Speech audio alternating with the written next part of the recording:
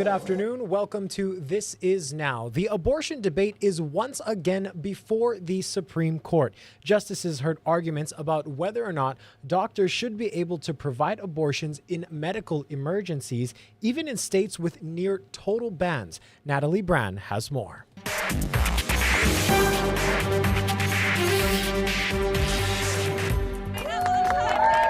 Demonstrators held a die-in to raise awareness about abortion rights as both sides of the debate once again squared off outside the U.S. Supreme Court. Abortion is oppression! Inside, justices heard arguments about whether Idaho's near-total abortion ban conflicts with a federal health care law. The Biden administration argues that law requires hospitals accepting Medicare to provide stabilizing care to patients experiencing medical emergencies, which could include abortion, even if in conflict with state law. Liberal Justice Elena Kagan sharply questioned whether banning emergency abortions puts women's health at risk. Within these rare cases, there's a significant number where the woman is, her life is not in peril, but she's going to lose her reproductive organs. She's going to lose the ability to have children in the future, unless an abortion takes place. But conservative Justice Samuel Alito appeared skeptical. How can you impose restrictions on what Idaho can criminalize simply because hospitals in Idaho have chosen to participate in Medicare? The case before the justices involves Idaho, but the court's ruling could have implications for more than a dozen states that have adopted near-total bans on abortion. This is about the Biden administration and the federal government trying to find ways to invalidate particularly restrictive state laws in the wake of the Dobbs decision that overturned Roe v. Wade. The case marks the first time the justices are considering the implications of a state ban since overturning the nationwide right to abortion in 2022. A ruling is expected by the end of June. Natalie Brand, CBS News, Washington. The Supreme Court is getting ready to decide whether or not former President Trump has immunity when it comes to his alleged illegal activities. John Decker has more. Up until now, the Supreme Court has never before decided whether a former president is immune from criminal liability for allegedly committing illegal acts while in office. Now the nation's highest court is set to weigh in on this issue that has major implications for Donald Trump, the first former president to be indicted. Two lower courts have already rejected Donald Trump's immunity claims, with the unanimous D.C. Circuit Court of Appeals ruling that any executive immunity that may have protected Trump while he served as president no longer protects him against special counsel Jack Smith's prosecution for election interference. It would be incredibly difficult to get beyond, because that would mean that any person who's been president while they're in office could commit briberies, frauds, the kinds of things that undermine a democracy. That would mean that there are no rules whatsoever for a president. But Trump's lawyers in their brief argue that the president cannot function if he faces criminal prosecution for official acts once he leaves office. Their petition also claims that Trump had undertaken official acts performed within the outer perimeter of his official responsibility when he took steps to challenge the outcome of the 2020 election. Now, what Donald Trump has said is that he was actually doing something that was dutiful, that he had questions, and he had questions about there being fraud related to the 2020 election, and he was just pursuing those questions. The Supreme Court in a 1982 case involving Richard Nixon ruled that a former president is entitled to absolute immunity from civil suits related to his official acts. But this case, brought by the special counsel after a grand jury indicted Trump, involves criminal charges, and two separate courts have already ruled that under our legal system, no man is above the law, including the president. At the Supreme Court, I'm John Decker. The state health department has confirmed an additional case of pertussis, more commonly known as whooping cough, on Hawaii Island. Officials said it is unrelated to the 10 previous cases that have been reported between March and April there on the Big Island. DOH said several of the recent cases have occurred in infants too young to be fully vaccinated. Whooping cough is a highly contagious respiratory infection caused by bacteria, and health officials strongly recommend staying up to date with vaccines. Developing overnight, Honolulu police are investigating a shooting out in West Oahu. There's new video today from the scene where a 23-year-old man was shot in the leg. It was located on Helelua Street in Nanakuli. EMS rushed the man to an emergency room in serious condition just before 8:45 p.m. Police believe it started as a fight between the suspect and victim, which eventually led to the shooting. The suspect is a male, but no further information has been made available. An attempted murder investigation has been launched. We'll continue to monitor this and bring you any updated details when they become available. We're now hearing from a woman who testified against Mike Miskey, saying she believes he ordered the murder of her boyfriend and the father of her child. In an emotional interview with our Daryl Huff, Ashley Wong said she spent 8 years searching for justice for Jonathan Frazier. A part of me was starting to forget Johnny, but I've never stopped hurting. I've never stopped loving him. And I will never stop looking for answers for where John is. The boy in Ashley Wong's baby bump on July 30th, 2016 is now 7 years old. The photo was from a spa day with Delia Miskey that she thought was part of a reconciliation with Mike Miskey in their mutual love for his son Caleb. It was also the day that Jonathan Frazier disappeared, his death never fully explained. I feel like only God knows, and the truth will come to light.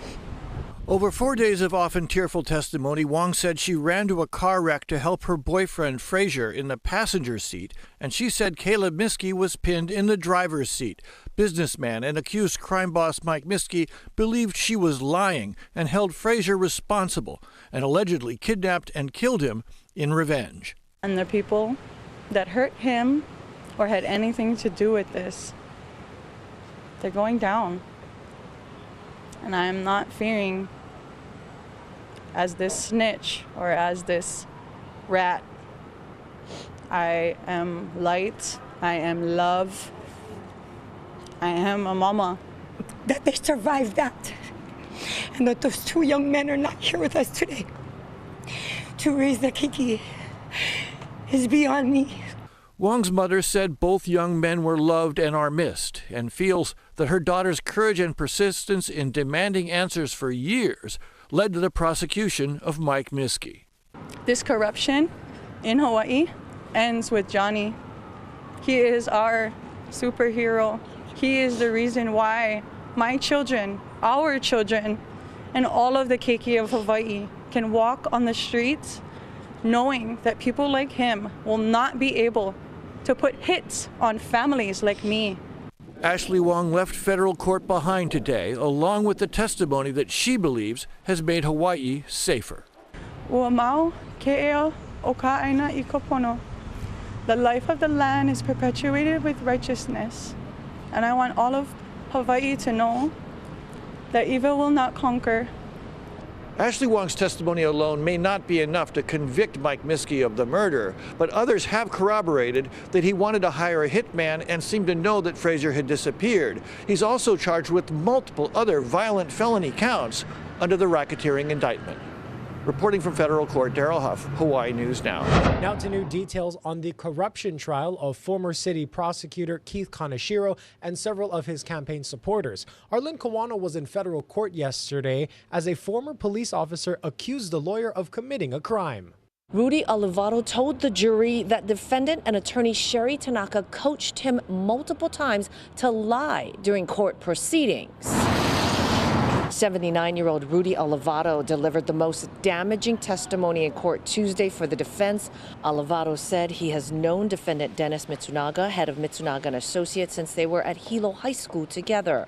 Alvarado said he was coached by the firm's attorney Sherry Tanaka into making false statements that would help the firm win a civil discrimination lawsuit that was filed by a former firm employee. He said Tanaka coached him into lying not only during that civil trial, but then again when federal prosecutors asked him about that during the grand jury investigation. Is really going to damage Ms. Tanaka's defense, and it's going to spill over to the other defendants because she was obviously doing it at the behest of Mitsunaga firm And so the government's going to be able to tie her and her efforts to other people in the firm, and it's going to damage them all. Tanaka watched without emotion as the witness testified. The jury paid close attention, taking notes.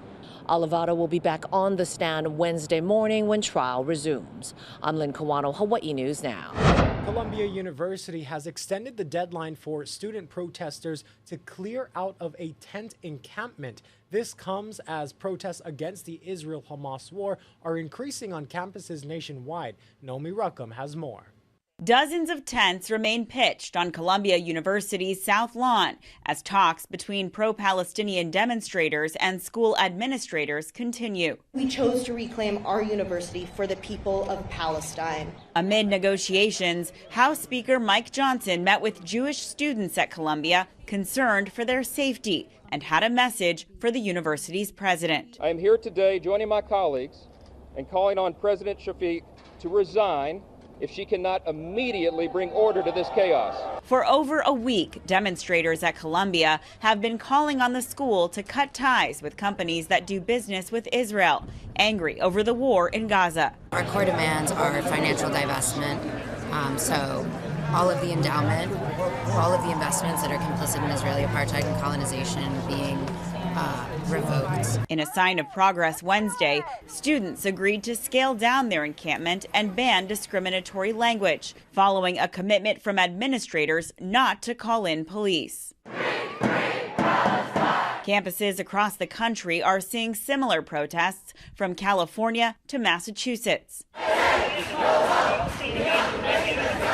Tensions escalated at UT Austin as Texas state troopers moved in on students staging a walkout to occupy the campus South Lawn.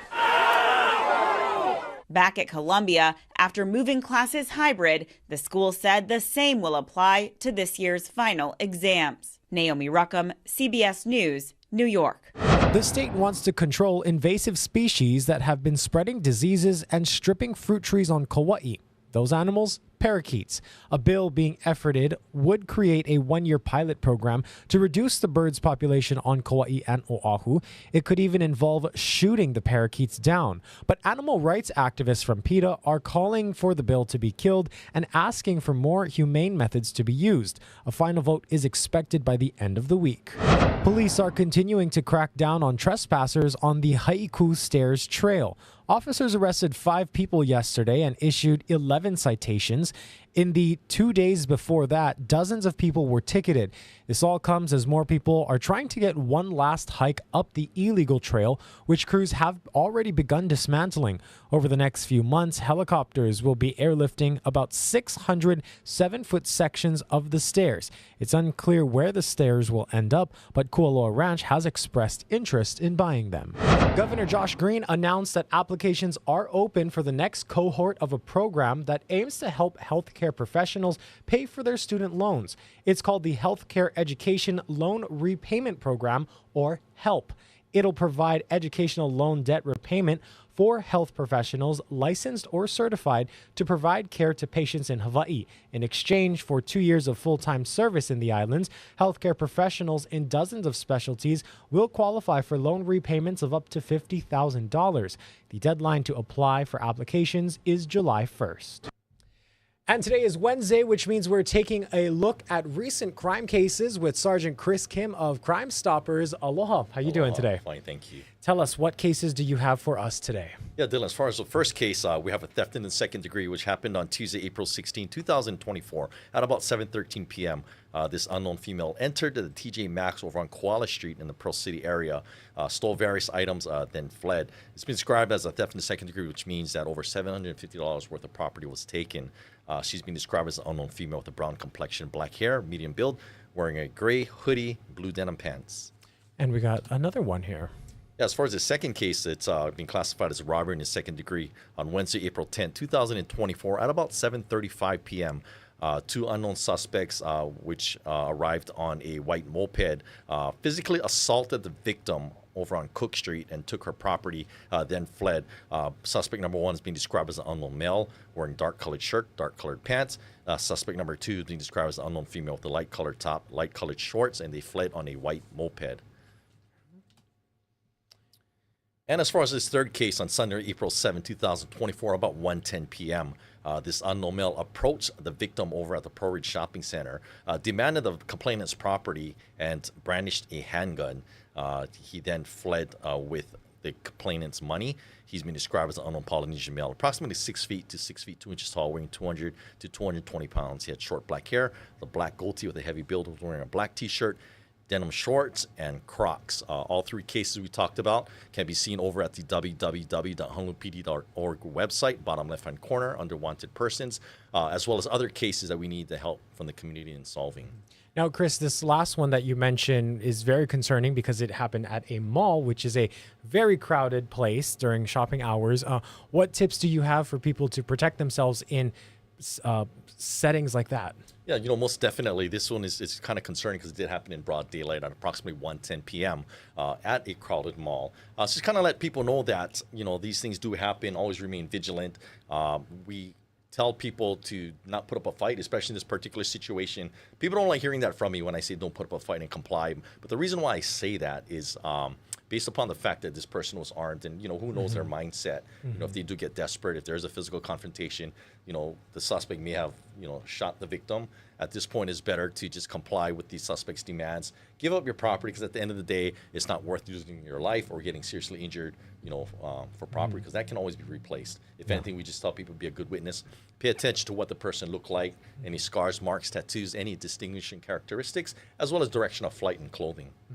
Take notes as much as possible. If you see anything, say something. And real quick, the best way for people to submit their tips? Then call our hotline at 808-955-8300 or via our website at www.honolulucrimestoppers.org or download the P3 Tips app available on your smartphone or tablet.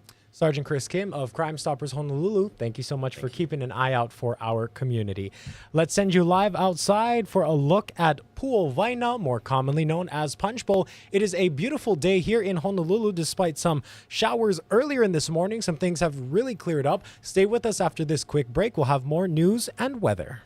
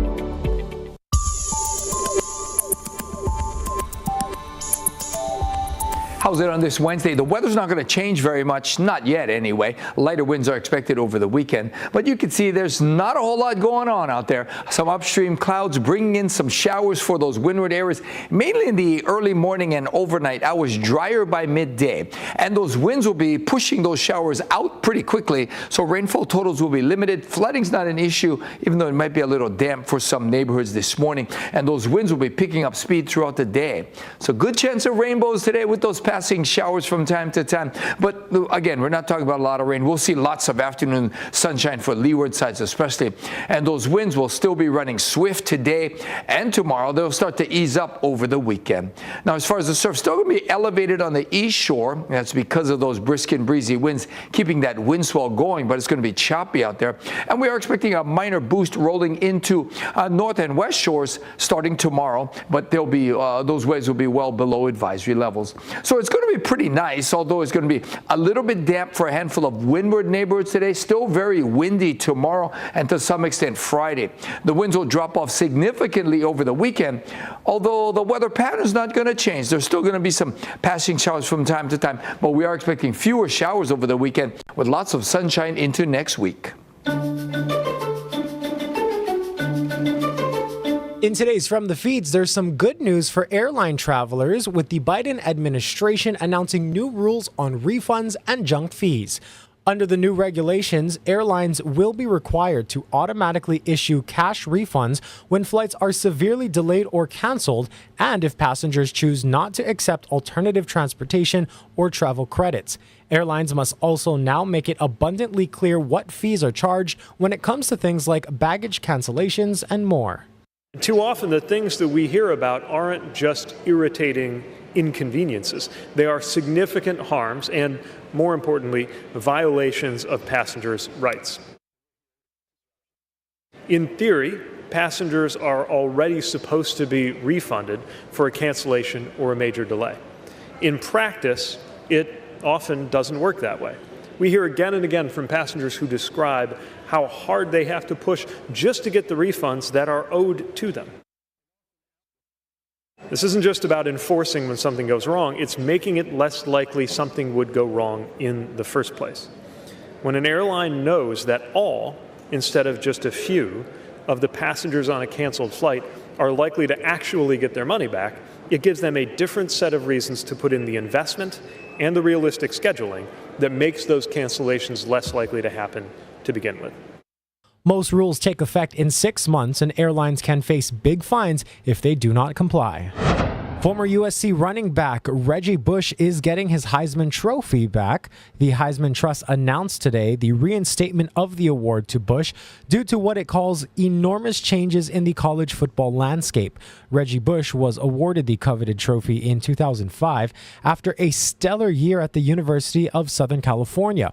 However, Bush returned the trophy in 2010 after NCAA sanctions were announced against USC due to allegations that Bush received improper benefits during his career with the Trojans.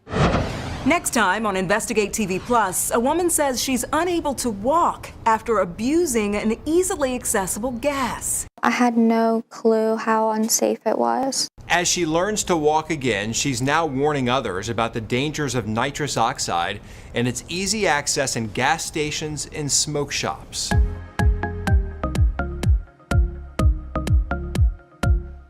Now to today's good news now. When you hear your doorbell ringing, you most of the time expect a person to be there. But what was caught on video was not that. CNN's Jeannie Mose has the story. We don't mean to knock the do-it-yourself woodpecker door knocker, or even Woody Woodpecker himself using a finger to ring the bell. Hi, neighbor. But both pale next to the real thing making the doorbell ding. As far as we can tell, no one ever answered the door. The last woodpecker story I did featured a woman in North Carolina ringing a doorbell to get help, removing a woodpecker tangled in her hair. This isn't the first time a woodpecker has been spotted ringing a doorbell. This one in Tennessee caused such a crack, the owner posted on Facebook looking for suggestions for a woodpecker-proof doorbell. We've seen bears seem to do it, pawing at the doorbell, then getting no response, so giving up in a huff. Did it go ding-dong, or did he miss it? It did not go ding-dong. This New Jersey bear made a habit. Close the door, you little stinker. of walking right into one resident's house without ringing the bell, but at least he closed the door. All the way, hon. All the way. And a woodpecker that rings a doorbell is no dumbbell. Ginny Mose, CNN, New York. Oh my goodness, what a story there. Before we end today, I want to send one big congratulations to all the students of yesterday's Olelo Youth Exchange.